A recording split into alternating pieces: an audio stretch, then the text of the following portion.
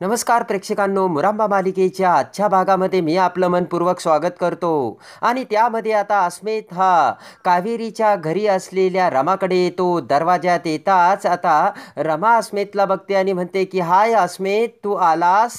तर हसतच चष्म्याला हात लावत डोक्याच्या केसावरून हात फिरवत अलगत लाजतच अस्मित म्हणतो की हो आलो मी. तर आता रमा ही पाठीमागे बघते. कावेरी आणि मावशी घरातच असतात. त्यांच्याकडे मोठ्याने ओरडत रमा म्हणते की अय्या अस्मित, तू किती छान दिसतोस. तेवढ्यात मंगला मावशी आणि कावेरी बाहेर येतात. तर रमा म्हणते की अस्मित, तू असा उभा राहू नकोस बरं, तू बस अगोदर, तिथे बस. तर अस्मित आता सोप्यावर बसतो. तेवढ्यात अस्मित बसतच त्याच्या पिशवीतून 2 डब्बे बाहेर काढतो आणि म्हणतो की माझ्या बहिणींनी जिलेबी आणि लाडू दिलेत, स्वतः बनवलेत, हे घ्या. तर आता पटकन मंगला मावशी म्हणते की नको नको, कावेरीला डायबिटीस आहे, तुम्ही तुमच्याकडेच ठेवा हे. पंकज म्हणतो की मला तर खूप आवडतात हे. तर आता अस्मित ते डब्बे पंकजकडे देतो. मंगला मावशी म्हणते की तुम्ही कशाला आणलं हे सगळं. तेव्हा आता अस्मित म्हणतो की असं कसं, आता मी तुमचा जावई होणार आहे ना. तेवढ्यात आता पंकज म्हणतो की मला एक सांगा ना जावई बापू, आता तुम्ही रमाला जर कोणी त्रास दिला तर तुम्हाला फायटिंग करता येतं ना. ते ऐकताच आता अस्मित घाबरतो. पंकज म्हणतो की हो, फायटिंग म्हणजे ढिशूम ढिशूम. तर मावशी म्हणते की त्याला फायटिंग जमतच नाही. तेव्हा आता अस्मित म्हणतो की माझ्या रमाच्या वाट्याला कुणी जाणार नाही, कारण 2 वेण्याची रमा ही आदरणीय स्त्री आहे. ते ऐकताच आता मावशी खाली मान घालते. तर रमा म्हणते की अस्मित, मला असे आदरणीय स्त्री म्हणतात का? रमा म्हणते की जर मला कोणी त्रास दिला तर तू त्यांना सांगायला हवं की ही माझी गर्लफ्रेंड आहे आणि माझी होणारी बायको आहे. अस्मित म्हणतो की अगदी बरोबर रमा. रमा म्हणते की आणि तू माझ्यासाठी फाईट नाही करणार का? तर अस्मित म्हणतो की नाही. तर रमा म्हणते की अरे, तू माझ्यासाठी फाईटसुद्धा करायला हवीस. तुला जर फाईट येत नसेल तर शिकून घेणारे अस्मित, असे रमा अस्मितला बोलते. रमा म्हणते की मला फाईट्स ना खूप आवडते अस्मित. तेव्हा आता अस्मित म्हणतो ठीक आहे, मी फाईट करील अशी रमा तुझ्यासाठी. तर रमा म्हणते असं नाही, त्यासाठी तुला फाईट शिकावी लागेल, शिकणारे अस्मित. तर आता इकडे पटकन मावशी ही कावेरीला बाजूला घेते. तेव्हा आता कावेरी म्हणते की अगं मंगले, हे सगळं बघून मला आता वाटतंय की रमाला सगळं काही सांगून टाकावं. मावशी म्हणते की बरोबर आहे, मग तरी रमा लग्नाला नाही म्हणेन. तेव्हा आता मावशी म्हणते की पण आत्ता नाही सांगता येणार. तर कावेरी म्हणते की मग आत्ता काय करायचं. असे म्हणत आता दोघीही विचारात पडतात. आणि आता इकडे तेवढ्यात रमाच्या मोबाईलवर जान्हवी कॉल करते. रमा म्हणते की बोला ना जान्हवी ताई. तर जान्हवी म्हणते की रमा ऐक ना गं, आईंना कुणीतरी किडनॅप केलंय. ते ऐकून रमाला मोठा धक्का बसतो. जान्हवी म्हणते की तुम्ही अगोदर ज्या वस्तीत राहायचात ना, त्या वस्तीतून फोन आला होता, तिथेच आईंना किडनॅप करून ठेवलंय. तेव्हा आता जान्हवी म्हणते की हे बघ, त्या वस्तीमधून फोन आला होता म्हणजे नक्कीच त्या वस्तीमध्ये राहणाऱ्याचा कुणाचा तरी हात आहे रमा. तेव्हा आता जान्हवी म्हणते की रमा, तू प्लीज काहीतरी विचार कर ना आणि तुला काही लक्षात येतंय का बघ, कुणावर संशय येतो का बघ. तर रमा म्हणते ठीक आहे. तेव्हा आता जान्हवी म्हणते की अक्षय तडक पैसे घेऊन तिकडेच निघालाय. आणि आता रमा फोन ठेवताच आता रमाच्या लक्षात येतं की आता हे असं झालं म्हणजे सगळ्यांना कळणार की हे नाटक करतायत म्हणून. इकडे आता शशिकांत, अय्याजी, आनंद सगळेजण हॉलमध्ये उभे असतात. तर आनंद म्हणतो की बाबा, हा अक्षय एवढ्या लवकर कसा गेला? तर आता शशिकांत म्हणतो की त्याला ठिकाण माहिती आहे म्हणून. आनंद म्हणतो की काय अहो, हे कसं शक्य आहे? अक्षयला तर काहीच आठवत नाही ना. शशिकांत म्हणतो की अक्षयला जर काही आठवत नाही तर मग तो धावत कसा गेला. तेव्हा आता शशिकांत आनंदला म्हणतो की चल आनंद, आपण दोघेही त्याच्यासोबत जाऊ. तेव्हा आता आनंद म्हणतो की बाबा तुम्ही कशाला, मी जातो ना अक्षयसोबत. तर आता शशिकांत म्हणतो की म्हणजे मी आलो तर तुमचा प्लान फिसकटेल का? अरे सीमा देखील माझी बायको आहे. आणि आता आनंदला बळजबरीने घेऊन शशिकांत बाहेर येतो. तर अक्षयची गाडी बघून आनंद म्हणतो की बाबा अक्षय तर इथेच आहे. आणि आता अक्षय स्टेअरिंगवर डोके ठेवून तिथे बसलेला असतो. तर तेवढ्यात आनंद पुढे येत म्हणतो की अरे अक्षय, तू तर अजून इथेच आहे, आम्हाला वाटलं तू गेला म्हणून. तर अक्षय डोकेवर काढत म्हणतो की कसा जाऊ. अक्षय म्हणतो की मला पूर्वीचं काहीच आठवत नाही आणि त्या माणसाने फोन करून मला सांगितलं की आम्ही पूर्वी राहायचो त्या वस्तीत, ये म्हणून. अक्षय म्हणतो की गाडी कुठे कशी घेऊन जायची, पैसे कुणाला द्यायचे ते मला काहीच माहिती नाहीये. आनंद म्हणतो की अरे मग इथे कशाला बसून राहायचं, आतमध्ये यायचं ना रे. अक्षय म्हणतो की मी इथे बसलो आणि मला चक्कर यायला लागली, माझं डोकं गरगरायला लागलं. अक्षय म्हणतो की मला फारसं काही आठवत नाही, पण आता थोडं थोडं आठवायला लागलंय. ती जागा, तिथे माणसं वाद घालतायत खोटं खोटं, आता तिथे भांडतायत. शशिकांत ते सगळं अक्षयचं ऐकत असतो. अक्षय कडे बघत शशिकांत विचार करतो की हा असा काय बघतो, याला खरंच काही आठवत नाही नसेल का. तेव्हा आता आनंद म्हणतो की अक्षय तू आतमध्ये जाऊन बस, मी आणि बाबा जातो आणि आईला बघतो. अक्षय म्हणतो की मला ती माणसं अशी का म्हणाली आणि मी कुठल्या वस्तीत राहायचो दादा, सांग ना मला. तेव्हा आता अक्षय म्हणतो की अगोदर काही घडलं होतं का ते मला आठवत नाहीये. शशिकांत म्हणतो की तू जर लगेच तातडीने निघून गाडीत येऊन बसला मला आठवतंय म्हणून. तर आता शशिकांतकडे बघत अक्षय म्हणतो की अहो मला थोडं थोडं आठवत होतं आणि तेव्हा मी गाडीत आलो.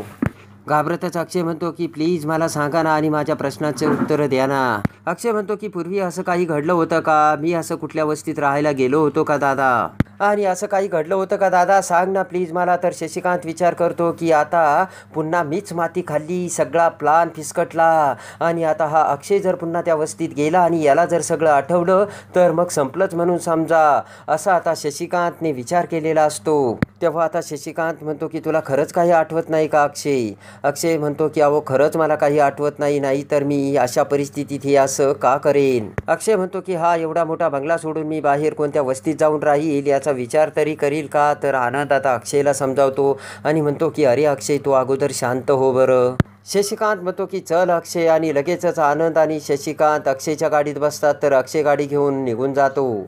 इकडे आता रेवा ही टेरेसवर बसलेली विचार करत असते आणि तेवढ्यात आब्या हा रेवासमोर येतो आणि आता रेवाने तिच्या हातात अक्षयने साखरपुड्याची फेकलेली अंगठी आणलेली असते. ती अंगठी बघत आब्या म्हणतो की वाव, कॉंग्रॅच्युलेशन रेवा, अखेर तुझ्या मनासारखं झालं आणि अक्षय आणि तुझा साखरपुडा झाला. तुझी आणि अक्षयची एंगेजमेंट झाली. पण आब्या म्हणतो की मी आलो नाही, तुला वाईट नाही वाटलं का, मी आलोय नाही आलोय, का नाही आलोय, असे प्रश्न तुझ्या मनात नाही आले का रेवा.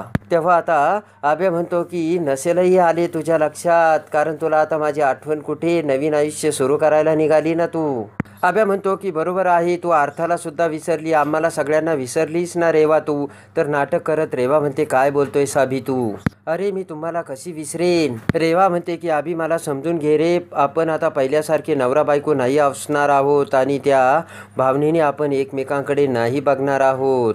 रेवा म्हणते प्लीज आबी मला तू समजून घे, असे म्हणत रेवा आब्याच्या हातात हात घालण्याचा प्रयत्न करू लागते. आब्या म्हणतो की रेवा आपला डिवोर्स झालाय आणि तू अक्षयसोबत एंगेजमेंट केली, हे विसरलीस का तू. रेवा म्हणते नाही विसरले रे आबी मी. रेवा म्हणते की अरे आबी आपलं मंदिरात लग्न झालंय, तेव्हा आता रजिस्टर मॅरेजचे पुरावे आपल्याकडे नाहीयेत, लक्षात ठेव अबी. अरे आपण आपल्या फॅमिलीसाठी सॅक्रिफाय केलं. रेवा म्हणते की याचा अर्थ असा नाही की अभि तुझ्यावर माझं प्रेम नाही.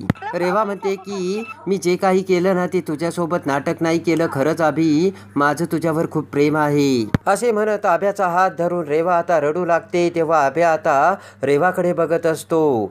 तर आता लगेचच रेवा विचार करते की उद्या जर अक्षयला जर काही आठवलं तर मुक्कादम फॅमिलीबरोबर असलेले रिलेशन आता तसेच ठेवण्यासाठी अभि मी तुला कसं विसरेन, तुझा बॅकअप तर मला लागेलच ना, असं आता रेवाने विचार करून रेवा आता एका दगडात दोन पक्षी मारायला निघालेली असते.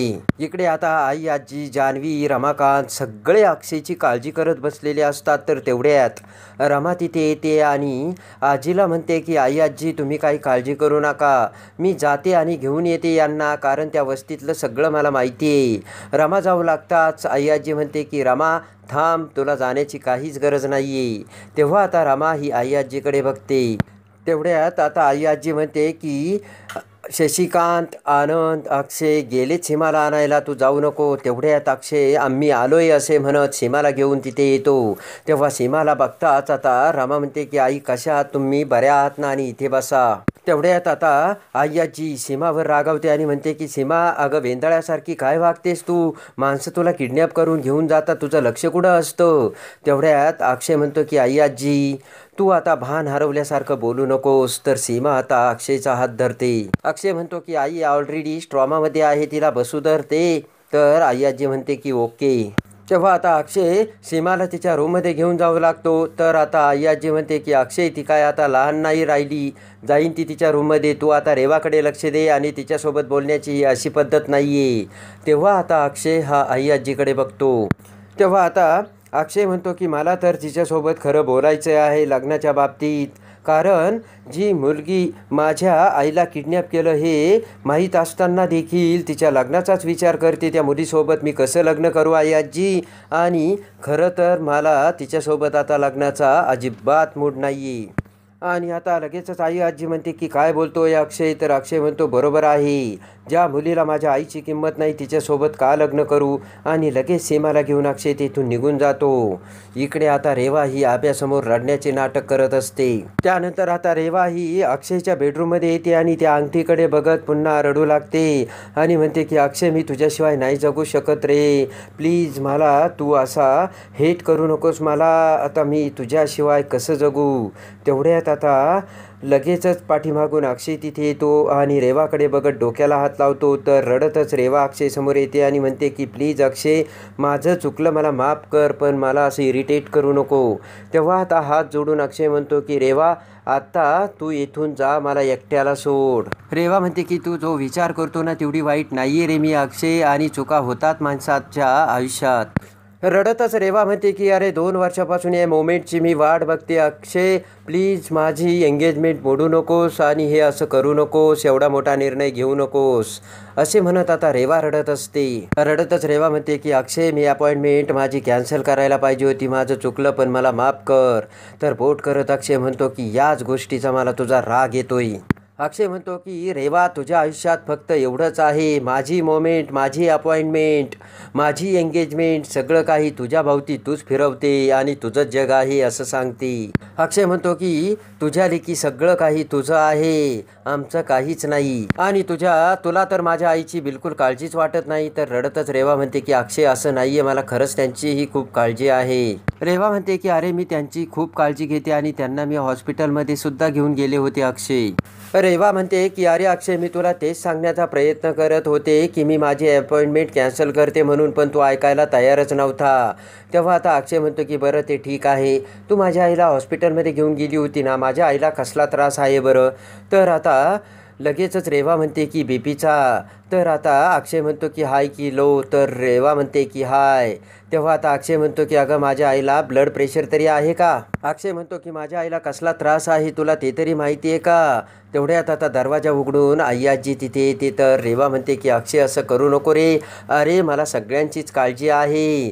तर आता रेवा आई आजीकडे येत म्हणते की आई आजी बघा ना, समजवा ना याला तुम्ही. तर आई आजी म्हणते की रेवा तू शांत हो. आई आजी आता अक्षयला म्हणते की अरे अक्षय झाली असेल रे रेवाकडून एखादी चूक, अरे बघ ना रे ती किती प्रेम करते आणि तिने माफीसुद्धा मागितली ना. तेवढ्यात आता अक्षय आता शेजारीच असलेल्या चाकावर हात ठेवतो. अक्षयला खूप राग येत असतो. तेव्हा आता आई आजी म्हणते की अक्षय अरे आपण एंगेजमेंटची सुद्धा किती तयारी केली. तर रेवा खाली मान घालून रडू लागते. तर अक्षय आता पुन्हा रेवाकडे बघत म्हणतो की ओके. ते ऐकताच आई आजी आणि रेवा पुन्हा अक्षयकडे बघतात. तर आता अक्षय रेवाकडे बघत म्हणतो की अगं रेवा मला खरंच आता आय एम सॉरी, पण मला आई आजीने समजावलं आणि तुझी ही अवस्था मी बघितली ना तेव्हा ठीक आहे. तर आता लगेचच रेवा म्हणते की नाही नाही अक्षय आय एम सॉरी, माझ्याकडून चुकलं. तेवढ्यात आता रामा ही त्यांच्या दरवाजाजवळ येऊन त्यांचं बोलणं ऐकू लागते. अक्षय म्हणतो की ठीक आहे रेवा करू आपण लग्न, आय एम सो सॉरी मी तुझ्याशी असा रिॲक्ट झालो. तर आता रेवा म्हणते काही नाही रे अक्षय, प्लीज तू ते सगळं सोडून दे. आणि आता रेवा ती अंगठी पुन्हा अक्षय समोर धरते. तर आई आजी म्हणते की अगोदर अंगठी घालून घे बरं. तर हसतच रेवा आता अक्षयच्या त्या उजव्या हातात अंगठी घालते. आणि आता पटकन आता रेवा ही अक्षयला मिठी मारते. तर आई आजी खुश होऊन हसू लागते. तर आता दरवाजात आलेली रमा विचार करते की म्हणजे अजूनही तुम्ही हार मानायला तयार नाही ना. तर बघा मी सुद्धा तेवढीच हट्टी आहे. रमा म्हणते की आता बोल्यावर उभं राहावं लागलं तरी चालेल, पण आता मी मागे हटणार नाही. इकडे आता शशिकांत हा रेवाकडे येतो आणि रेवाला म्हणतो की मी तुला जे औषध दिलं ना ते थोडं थोडं करून अक्षयला देत राहा, ते ॲज दॅट ऑफ पॉयझन आहे. आणि जर तू हे असं केलं नाही आणि अक्षयला काही कळू न देता तू त्याला तो थोडा थोडा औषधाचा अक्षयला डोस द्यायचाच. आणि जर तू हे केलं नाही तर तुझं लग्न मोडायला मला वेळ लागणार नाही रेवा, असे आता शशिकांतने रेवाला सांगितलेलं असतं. इकडे आता अक्षय हा दरवाजा बाहेर येतो तर आता रमा ही अस्मितसोबत प्रेमाचा लपंडाव खेळत असते. तर प्रेमाने अस्मितने रामाच्या 2 वेण्यात पकडलेल्या असतात आणि लगेचच बाहेर येत अक्षय ते बघतो. आणि आता रमाच्या केसात गुलाबाचे फूल अस्मित हा लावत असतो. अक्षयचा खूप जळफळाट होत असतो. ते सगळं बघून आता अक्षय विचार करतो की रमा, माझ्या आयुष्यात फक्त तूच आहे आणि माझं फक्त तुझ्यावरच प्रेम आहे हे आता सांगावंच लागेल. तर आता अक्षयने असा विचार केलेला असतो आणि अक्षय आता सगळे सत्य कसे रमासमोर आणणार आणि पुन्हा रेवाचा बँड वाजवून अक्षय कसा रमाचा होणार हे बघण्यासाठी आणि मुरंबा मालिकेच्या डेली अपडेटसाठी आपल्या चॅनलला लाईक करा, सबस्क्राईब करा.